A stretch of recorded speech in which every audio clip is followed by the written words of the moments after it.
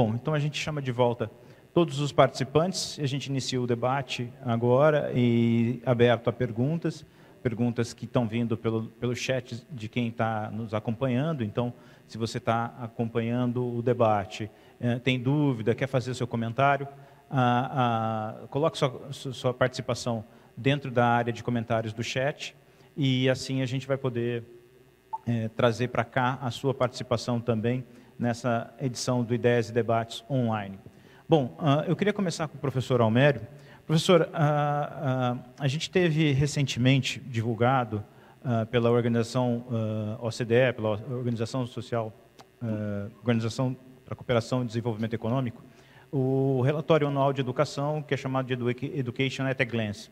E nele traz um dado bastante interessante, quando a gente avalia a quantidade de alunos que estão matriculados em cursos efetivamente técnicos ou de tecnólogo, portanto, com viés mais profissional e de empregabilidade. E o Brasil forma, em média, 1/4 a gente tem, para cada 4 estudantes que se formam na área técnica, nos países membros da OCDE, o Brasil forma 1, né? Então, a gente está com um percentual de 25% da média da OCDE. E agora, quando a gente pensa no processo da pandemia, a Pearson Education fez uma outra pesquisa que demonstra que os estudantes estão muito preocupados com o papel das instituições de ensino, principalmente as instituições de ensino superior, em oferecer para o aluno um aprendizado que o leve a melhorar a empregabilidade. Como é que o senhor está vendo a questão do emprego hoje, a partir da educação? Ela passa a ser, talvez, mais demandada do que no passado? O que a gente está sentindo? Que cenário é esse que faz com que o aluno veja educação e relacione diretamente com o emprego? O que eu enxergo, né, do ponto de vista quantitativo, né, como você mencionou, que o Estado, né, no Brasil, nos diferentes níveis, tem uma grande dívida, né, com os jovens, no sentido de lhe propiciar uma formação profissional. Quer dizer, o ingresso no mundo do trabalho, seja por conta própria, seja no chamado emprego com carteira assinada, que no Brasil é praticamente 50% lá de um lado e outro, você precisa ter uma formação, você precisa ter um domínio, né, de determinadas competências que são associadas às diferentes ocupações. Nós nunca conseguimos... Aliás, quando você pega os dados dos anos, até o final dos anos 80, você tinha, a média no Brasil era que 40% dos alunos que faziam o ensino médio fazia algum tipo de formação profissional. Claro que haviam distorções, havia muita matrícula em cursos de contabilidade, etc. Enfim, sem entrar no mérito da qualidade desses cursos, mas São Paulo, em 1990, tinha 1 milhão de alunos fazendo o ensino médio, dos quais 400 mil faziam algum tipo de formação profissional. Isso com a reforma dos anos 90, né, com o famoso decreto 2208, que separou a formação regular da formação profissional, você teve um recuo estrondoso, né? Apesar dessa proposta se dar com o nome de Programa de Expansão da Educação Profissional, que você teve foi uma forte contração, e o ensino técnico ficou adulto e predominantemente noturno. Isso está sendo revertido nos últimos 15 anos, mas estamos distantes ainda de alcançar um patamar, não vou muito longe, um patamar do Chile, um patamar da Argentina, do Paraguai até, que é ter pelo menos 25%, 30% dos alunos do nível médio fazendo formação profissional. Isso eu diria, nós estamos ainda num limite. Eu não estou falando, São Paulo você tem uma situação particular, né? Você tem as redes de formação profissional, o Instituto Federal, Centro Paulo Açor, Senai, Senac, com uma presença forte na formação técnica de nível médio. Claro que o Paula Souza responde por praticamente 50%, 60% dessa oferta, mas nós temos redes que fazem e podem, se fizer uma parceria com a Secretaria Estadual de Educação, né, seja o Senai, Senac, Instituto Federal, e ir para onde está a demanda, que é no jovem de 14 a 17, 18 anos, da formação pública, onde está 85% desses jovens, nós podemos ter uma esperança de que São Paulo, particularmente, possa, em 4, 5 anos, estar com 40%, 35%, 40% dos jovens aí que vão ao mercado de trabalho com os 18, 19 anos, com uma formação técnica que lhe garante autoestima, segurança para um ingresso mais consciente no mundo do trabalho, seja ele formal, seja ele na informalidade ou na área de serviço. Isso é uma situação que o Brasil precisa superar. Não há como aumentar a competitividade dos produtos e dos serviços, ter qualidade, né, com ampliação também da cidadania, porque o trabalho dá essa identidade, essa maior cidadania aos jovens. Eu acredito que estamos a caminho. Eu acho que o Novotec, no caso particular dessa aliança da Secretaria de Desenvolvimento Econômico com a Secretaria de Educação, é um bom caminho para isso, mas as outras redes, né, precisam também participar desse esforço.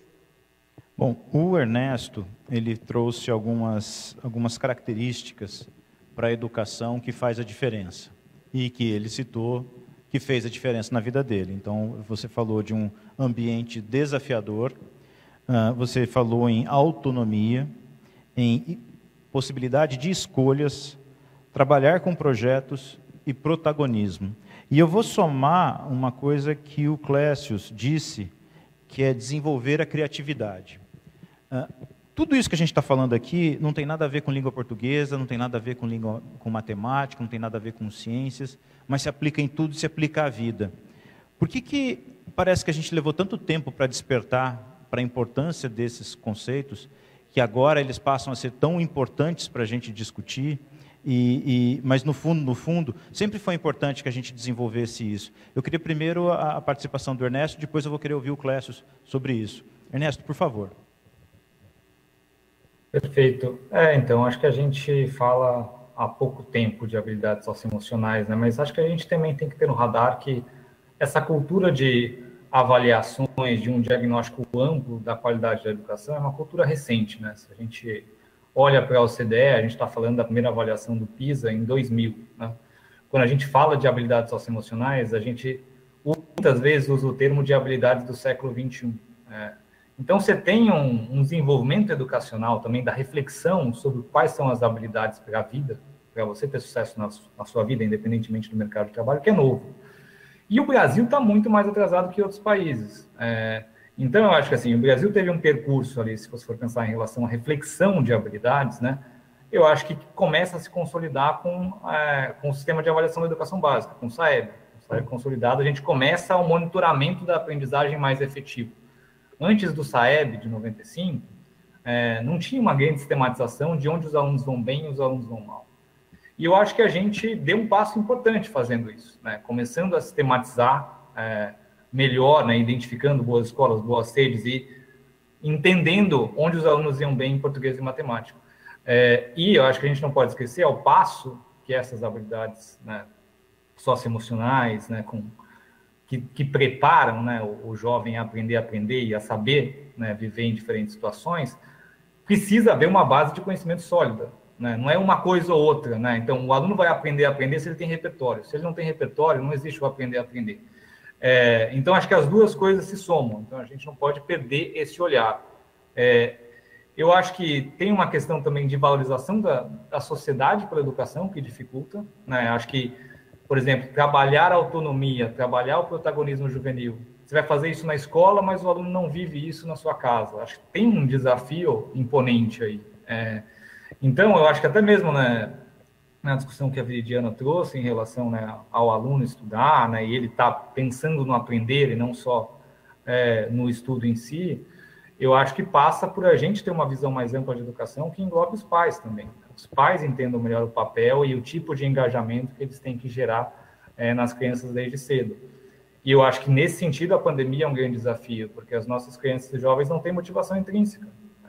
Elas não conseguem se concentrar e focar para estudar com o celular e tendo várias distrações. Então, eu acho que países subdesenvolvidos, e subdesenvolvidos, né, no sentido educacional também, eu acho que sofrem ainda mais com a pandemia, né? Acho que se fala muito de quanto a pandemia pode aumentar a desigualdade.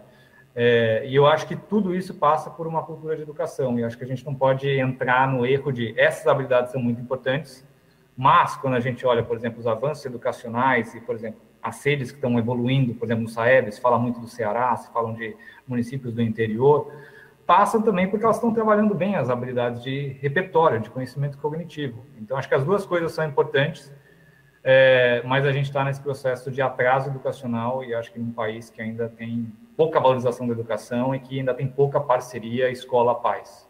A gente precisa desenvolver o cognitivo e o socioemocional. A escola tem que ser protagonista nesse processo, mas a escola não consegue fazer sozinha. Então, a gente tem que mudar a nossa mentalidade como sociedade também, para conseguir ter uma visão mais ampla de educação. Então, vamos ouvir o Clécio agora. E, Clécio, você atua numa instituição de ensino que é reconhecida, muito bem reconhecida, e muito bem reconhecida há muitos anos, sobre a capacidade de qualificar pessoas para o mercado de trabalho. O Senai, indiscutivelmente, tem essa visão. Quando eu era adolescente, eu olhava para o Senai, e o Senai significava educação e emprego, as duas coisas juntas. E você está falando de criatividade. Onde é que cabe a criatividade e todas essas outras habilidades dentro de uma formação que, muitas vezes, é uma formação industrial, como o Senai oferece? Então, foi legal, agradeço essa pergunta, porque eu vou exemplificar com um tópico geral de educação que todos nós assistimos, e aí eu vou mostrar que engenharia, por exemplo, tem tudo a ver com criatividade, né? Quando a gente estuda lá no ensino fundamental as grandes navegações, a gente vê a Itália, né? E depois eu brinco que a Itália desaparece por 2 anos da sua vida escolar, até que você vai discutir a unificação da Itália em 1870. Mas você discute o Renascimento e as grandes navegações, e você desconsidera a importância, por exemplo, que o resplandecer do desenho naquela época, e aí só para pegar o Da Vinci de exemplo, teve de importância para o desenvolvimento da engenharia ocidental. Tá? Então, eu queria apenas puxar isso lá de trás como um exemplo do porquê que é importante essa parte de criatividade. Né? Você tem uma série de habilidades, eu só quero destacar 2 aqui. Primeiro, o trabalho em equipe é uma coisa fundamental. Tá? Nós estamos vivendo num mundo em que cada vez mais é impossível desenvolver algo sozinho, né? E você tem pessoas participando de projetos em grandes empresas de 5, 6 países diferentes, com culturas diferentes. E aí você tem que pensar como é que você se integra nesse ambiente de diversidade cultural. Né? E o segundo ponto, e aí eu quero ressaltar um ponto que o Ernesto colocou, é a questão do repertório. Né? Nós temos várias vezes, enquanto instituições, que provê um repertório quando nem sempre a família consegue prover tudo aquilo que em outros momentos talvez fosse possível. Né? Então, eu queria destacar isso daí, ressaltar que essa questão da criatividade, quando a gente pensa em TI, programação, desenvolvimento, design, etc., ela está intrinsecamente relacionada às profissões de hoje. Obrigado. Bom, então agora eu vou jogar a próxima pergunta para a Veridiana e vou jogá-la já com uma provocação. E o Norival Bonetes Júnior, ele faz a seguinte pergunta. No preparatório, o conceito é decorar para passar no vestibular. Nos outdoors da cidade, não colocam a foto dos que mais aprendem, e sim daqueles que passaram nos primeiros lugares. E é lógico que a gente entende isso como uma estratégia de divulgação da eficiência de um curso a partir da aprovação dos seus alunos. Mas esse modelo também reforçaria aquele entendimento prático da educação, que é a educação para obter algo, não a educação para a formação integral de uma pessoa. E eu falo isso porque eu ouvi do ex-ministro da Educação, Cristóvão Buarque, que o brasileiro tem um problema. O brasileiro não entende educação como um processo de crescimento cultural. O brasileiro entende a boa educação como bom emprego, bom salário, né? E a gente tem uma estrutura de ensino que muitas vezes, numa ação como essa, como foi trazida aqui pela nossa audiência, a gente reforça esse modelo. Você acha que tem espaço, Veridiana, para a gente começar a valorizar aqueles que mais aprendem, não só os que passam nos vestibulares mais difíceis? Aí é que está a questão. É impossível decorar tudo para passar num vestibular. É aí que está o erro. Quando você vai fazer uma prova específica, então, por exemplo, eu vou fazer uma prova, eu sou formado em filosofia, né? Eu vou fazer uma prova de filosofia, eu vou fazer uma prova de história, eu consigo, 2 dias, 3 dias antes, estudar, decorar e jogar o conteúdo na prova, porque é uma prova específica. Agora, é impossível eu fazer uma prova com 90 questões e decorar o conteúdo, esse conteúdo todo. Se você pegar, só tirando por cima, assim, o edital de uma USP, é uma coisa absurda a quantidade de conteúdos. É humanamente impossível você decorar tudo. Então, por exemplo, a promoção do aluno que foi aprovado, o aluno que foi aprovado não é o aluno que decorou para passar no vestibular. O aluno que foi aprovado é o aluno que aprendeu. Porque, de fato, o vestibular ele é uma prova que ele parece injusta, mas o vestibular ele é uma prova que cada vez mais está cobrando o que os alunos aprenderam. Então, ao mesmo tempo que parece uma coisa, poxa, mas o vestibular ele privilegia alguns, de fato. O vestibular ele privilegia aquele aluno que entendeu o processo educacional, que entendeu a função da escola. O vestibular ele privilegia o aluno que se dedicou no empenho diário de estudar todo dia, que teve uma rotina de estudo e que de fato aprendeu, porque estava acompanhando o professor, porque estava dedicado todos os dias ali no seu processo particular de aprendizado, independentemente de estar ou não tirando uma nota boa. Então, esse é o meu posicionamento. Essa é a minha resposta. Não, legal. E as perguntas estão muito provocadoras, e agora sobrou uma para o professor Almério. Ele vem do Fúvio Fusaro Carantim. Professor Almério, o Fúvio diz o seguinte, olha, essa proposta do Ministério MTEC, que reduz a carga horária do ensino médio e prioriza os conteúdos dos cursos técnicos, formaria cidadãos, alunos pensantes que refletem ou somente ferramentas para a indústria? Olha, não existe essa separação tão linear assim entre os conhecimentos científicos, os tecnológicos e as práticas e as habilidades. A formação profissional, ela é, no limite, né, um refinamento da ciência. Quando você você transforma aquele conhecimento, né, numa tecnologia e depois num fazer, numa capacidade, aí do ponto que nós chamamos de competência, né, na capacidade que é pessoal, em você enfrentar situações. Toda a formação profissional, seja ela no campo agrícola, do serviço industrial, hoje ela se apoia em termos metodológicos na construção de projetos. Então, a disciplina ainda é uma coisa cartesiana, é uma coisa antiga que a educação profissional tem buscado.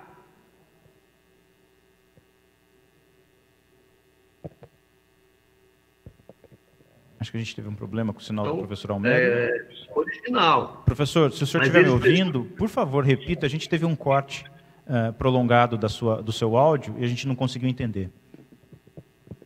Ok. Eu vou voltar, então. E a educação profissional, nos últimos tempos, eu diria pelo menos 20 anos, que ela tem buscado, né, fazer com que, do ponto de vista da metodologia, não haja essa distinção que você encontra, inclusive, no ensino superior. Aquele é o professor de teoria, aquele é o professor de práticas. Você tinha uma separação. Você tinha dentro de uma mesma faculdade, uma mesma universidade, professores que eram de teoria, que formavam um grupo, que tomavam café numa determinada sala, e você tinha o pessoal das práticas, das oficinas, que era outro mundo. Isso é passado. Nos últimos 20, 25 anos ou mais, que a partir do princípio da interdisciplinaridade, da construção da interdisciplinaridade, que se dá em trabalhos de projeto. Por quê? Porque nesse trabalho de projeto, o conhecimento entra como meio, porque o projeto, como todo projeto, ele tem objetivo, ele tem uma equipe, ele precisa de um tempo, ele tem que planejar custo, ele tem que ter uma finalidade, ele tem que ter um resultado, ele tem que ter um produto. E essa concepção faz com que os alunos trabalhem em equipe, faz com que desenvolvam a comunicação, façam que desenvolvam a capacidade de criar e, consequentemente, a sua autoestima. Isso é antigo, a escola de Bauhaus já fazia isso nos anos 30, na Alemanha. A escola de Frankfurt já tinha esse conceito de que educação e trabalho tem que estar junto, não existe o trabalho separado. Isso é um modelo que começou a ser substituído desde os anos 60 e 70, com o modelo baseado em trabalho em equipe, que foi reduzindo as hierarquias dentro dos processos. Então, o curso médio, seja ele propedêutico, seja ele técnico e profissional, ele tem 3.000 horas de aprendizado, de desenvolvimento de competências cognitivas e profissionais. Tanto é assim, né, que você vê o resultado do SAEB, o que é que ele traz? Que das 100 escolas públicas de melhor desempenho no Brasil, 50 são as ETECs do Paulo Souza. 8 são escolas técnicas do Ceará, da Secretaria de Educação do Ceará. Outras tantas são dos institutos federais de vários estados. E o SAEB avalia o quê? Português e matemática. Veja o resultado do Enem, pega o PISA também, pega o SARESP aqui de São Paulo. Onde estão os melhores resultados?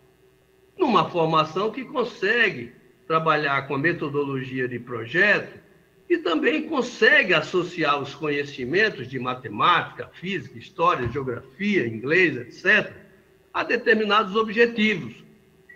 Isso já vem lá de Bloom, são conceitos antigos, né, que que a escola técnica termina exercitando, se apropriando mais e tendo um sucesso muito grande.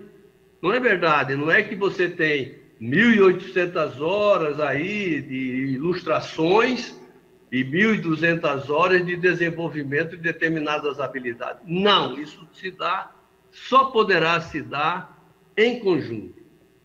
A imaginação, a criatividade, ela só se desenvolve a partir da comunicação, que as competências deixam de ser exclusivamente individuais, né? O gêniozinho que se desenvolve, e se percebe que nos processos de produção que se quer competência coletiva, é a competência de uma equipe, é uma equipe competente, quase não existe mais nobéis individuais, são todos de equipe. Então esse é o processo e que a educação profissional privilegia e tem tido muito sucesso, não só do ponto de vista de garantir a cidadania, o emprego, o trabalho, como também tem sucesso nas avaliações de caráter mais, vamos dizer assim, propedêutico, que são esses que já mencionei. Ernesto, hoje você trabalha aí na produção de dados sobre os resultados da educação. Trabalhou para Todos Educação, trabalhou para a Fundação Lehman, que são duas instituições que são reconhecidas pelas atividades e pelos estudos que realizam para o desenvolvimento da educação. O que você tem visto através dos números e que você pode transformar isso em informações sobre a qualidade da educação, o quanto a gente está melhorando e quais são as dificuldades principais que ainda precisam ser trabalhadas? O que os números mostram para você? Então, acho que até, né, a gente viu o resultado do IDEB, né, divulgado na semana passada, né, acho que a gente tem uma grande dificuldade de passar determinado patamar. Eu acho que a grande evolução em relação à qualidade, né, que teve impacto na qualidade na educação no Brasil, é a gestão. A gente passou a ter redes que fazem um melhor monitoramento da aprendizagem e um acompanhamento. Então, né, acho que as avaliações ajudaram nisso, mas A gente fala muito de Ceará, Sobral, mas também tem redes no interior. Aqui em São Paulo a gente pode falar de Sertãozinho, pode falar de Novo Horizonte. Você tem redes que fazem muito bem o modelo de acompanhamento e avaliação cotidiana. E avaliação orientando as ações. Então, a partir dos resultados da avaliação de aprendizagem, eu penso a formação continuada, eu penso o reforço escolar. Então, uma lógica de acompanhar a observação de sala de aula, acho que é uma coisa que o Brasil não fazia há 10, 15 anos atrás, a gente vê cada vez mais comum, assim, né? Você tinha um ambiente de que o professor ficava com a sua sala e ninguém podia entrar. Eu acho que hoje, há uma mentalidade diferente, isso é bem positivo, de o gestor indo observar a aula para ajudar o professor, obviamente sabendo fazer isso, não é uma lógica de apontar onde ele fez bem ou não, mas de apoiar mesmo, de pensar a prática do professor com ele. Então, acho que a gente evoluiu muito nesse sentido, mas a gente não consegue passar um determinado teto, e para mim o Fundamental 2, os anos finais do ensino fundamental retratam bem isso, que tem um nível de aprendizagem que poucas escolas passam, e que eu acho que tem muito a ver com desafios na formação de professores ainda, e mudanças estruturantes que a gente não faz. A gente precisa reformar a formação inicial, a gente precisa de planos de carreira de professores mais atrativos, e eu acho que a gente não consegue passar essas barreiras, então acho que a gestão está chegando até um determinado patamar. Tem um outro patamar que um avanço pedagógico precisa acontecer para a gente gerar transformação. E eu acho que tem um grupo de alunos, um grupo de escolas, né? Eu acho que o Almério falou das escolas técnicas, elas se destacam mesmo, mas você também tem um contexto socioeconômico que favorece, né? Você tem um ambiente ali de que, né, as melhores escolas também têm alunos de nível socioeconômico um pouco mais favorável, por vestibulinho e tal. Acho que eu sou reflexo também disso, de um cenário que acaba, em certa medida, sendo excludente. E a gente tem muita dificuldade de avançar em escala no Brasil. Mesmo o avanço no ensino médio agora, para mim, ele é reflexo de uma avaliação censitária do SAEB que gerou um acompanhamento e um monitoramento, uma preocupação um pouco maior em relação aos resultados. Mas é um patamar muito baixo que a gente está no Fundamental 2 e no ensino médio, e eu acho que a gente precisa rever formação de professores, precisa mudar o modelo de formação inicial, senão vai ser muito difícil ultrapassar esse teto.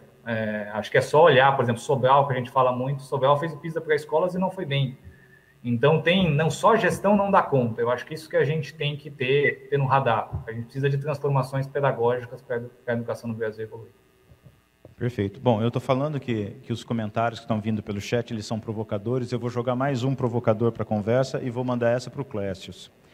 O comentário da Terezinha Paula Costa. Ela diz o seguinte: olha, penso que o ensino médio deve oferecer uma educação para a vida, para o envolvimento na sociedade, para o respeito ao próximo, antes mesmo do que desenvolver para o trabalho. Aliás, com tanto desemprego, trabalhar aonde? Bom, você, Clécio, o Senai atua justamente nessa faixa etária, do jovem que está no ensino médio, e ele faz isso concomitantemente. Ele faz o seu curso numa escola estadual, numa escola particular, e tem a sua carga de aprendizado profissionalizante no Senai. Como é que você vê essa afirmação da Terezinha? Procede. E o seu aluno, quando ele termina o curso do Senai, ele, apesar das dificuldades que a gente tem, principalmente na área industrial, que a gente não tem o crescimento que a gente deveria ter como país para receber a quantidade de pessoas que estão aí se formando, você tem dificuldade de colocar o seu aluno quando ele se forma? Vamos lá, agradeço a oportunidade. Eu entendo a preocupação colocada aí pela ouvinte, mas eu acho que é uma falsa dicotomia, tá? Você não escolhe formar o cidadão versus formar o trabalhador. Você forma as duas pessoas de forma, vamos dizer assim, indivisível, uma única pessoa que é portadora dessas características, tá? Os nossos números sobre empregabilidade de alunos são muito bons no estado todo, tá? A gente tem valores constantes acima aí de 85%, e uma característica importante é que a gente aprende com o tempo que os alunos cada vez mais não nos procuram apenas para o trabalho da forma clássica numa indústria, mas eles estão procurando cada vez mais as questões de empreendedorismo, inclusive empreendedorismo tecnológico, tá? Essas coisas andam junto dentro da formação do Senai, porque a gente entende que essas características de empreendedorismo também formam numa indústria o intraempreendedor, que é aquele profissional que tem autonomia e pensamento crítico e que gosta de levar projetos adiante, que podem, inclusive, né, se tornarem uma via da criação de novas empresas e novas indústrias. Tá? Portanto, entendo a preocupação, mas é possível, sim, conciliar esses dois mundos em uma única pessoa. A gente está com o tempo bem no finalzinho, mas isso não quer dizer que eu vou te pressionar, Veridiana, para você dar sua resposta num tempo extremamente curto, porque a gente precisa terminar esse ciclo de raciocínio. Bom, então a gente já viu aqui essa questão de formamos um cidadão integral para a sociedade e para o mercado de trabalho. Mas no Brasil a gente tem um entendimento, e ele é dado principalmente pela diferença salarial, de que o bom é você fazer o ensino superior, porque ele efetivamente vai te dar um grande salto na sua renda.